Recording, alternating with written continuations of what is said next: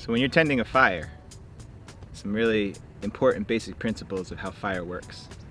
When you're starting a fire, you gotta have small, dry sticks and gradually build them up to bigger and bigger ones. If you try to throw a big old log right on the fire, it's not gonna burn very well. Once you got your fire going, in order to keep a fire going, you gotta put on certain types of wood at the right times. Different moments in a fire call for different things.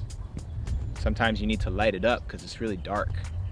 So you get a light wood that burns really hot but really fast, like a piece of pine. You throw a piece of pine on the fire, it's gonna light up really quickly. It's gonna burn really hot with all that pitchy sap in there, but then it's gonna be gone just as soon as you put it on there. But then you could throw a piece of oak on the fire, a dense, hardy piece of oak. It's gonna burn, it's gonna smolder for a long time and make really hot coals that will burn for hours. Why am I talking about fire? Why am I teaching about how to build and how to sustain a fire? Because this is a really important metaphor for how we do life. See, when I was in my 20s, I was all about the light, hot, very bright, pitchy woods. My life was about running at a really fast speed, but going from one thing to the next, to the next, to the next. Because I wanted results in my life faster. I wasn't thinking long term. I didn't have a concept for how to think about the big picture. And I see this happening with a lot of other men. That once we get clear on something that we want it right now. I want a fire, I want it to burn right now, and I want it to be hot and bright and last a long time. Well, this is me reflecting back my own experience of it doesn't quite work that way. We've got to know how to take care of our fires. We've got to know how to nurture and channel our energy. A man who has evolved, a man who has learned from experience knows that energy is not an infinite resource. We have limitations in how much energy we can expel over a period of time. So the difference between the fast burn and the slow burn is the difference between putting out a bunch of energy really quickly and channeling energy gradually over the long term. So the way this applies to life is knowing where you need to play the long game. Where do I need to make choices in my life that allow me to build sequentially for years, that allow me to build a kingdom? They say the period of building for a prince in terms of evolution of a man can be 10 to 15 years. Have you ever thought in the framework of building something for 10 or 15 years? For me, when I was in my 20s, I was thinking about 10 or 15 seconds. I wanted it to happen right now. Faster than I could reasonably and realistically manifest. So this is an invitation to ask yourself, check in.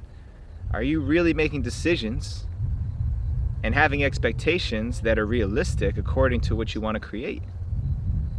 You want to build a life for yourself. Are you throwing pines on the fire thinking that you're going to keep that fire lit long enough to see the fruits of your labor? Or are you mixing in some dense woods? Are you giving yourself permission to slow down enough to appreciate the slow burn? Because if you try to do life always with the fast burn, with the pitchy woods, you're going to run out.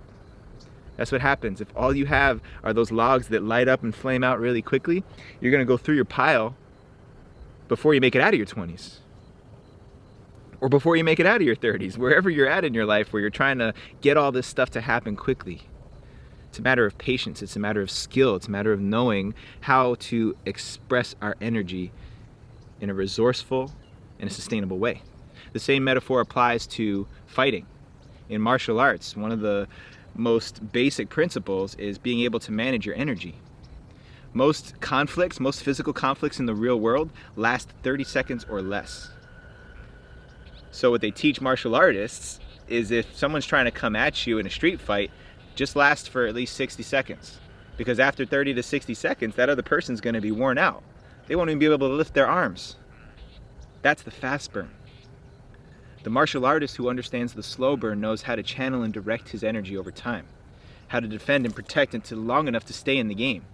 Because at the end of the day, it's about staying in the game. It's not about winning the whole game. You can't win the game of life today. The game of life is won sequentially over time. So think about this. Where in your life are you trying to burn the wood so quickly to feel the heat of its fire? Where could you afford to put some more dense wood on the fire? Where would it serve you to find a more sustainable pace, a more sustainable rhythm for what you want to create in your life? And recognize that it's not all going to happen today or tomorrow or next month or next year. It's going to be a compounding effect of choices you make every single day. Hey, if you enjoyed what you heard here, if something moved you in the words of my message of this video, then make sure you follow the Rising Man Movement on Instagram, on YouTube, and on Facebook. Come back and hang out with us, man.